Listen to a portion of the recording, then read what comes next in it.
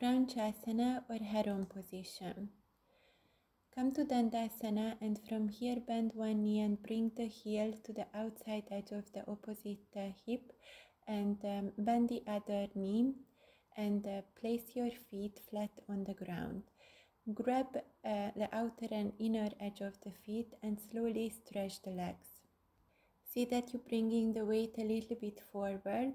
You're stretching up with your heel, and see that you're arching your spine as much as possible while relaxing the shoulders. Modification: when you place a strap to the ball of your feet, you grab the strap and you only lengthen until it's comfortable. See that your spine remains straight all the time.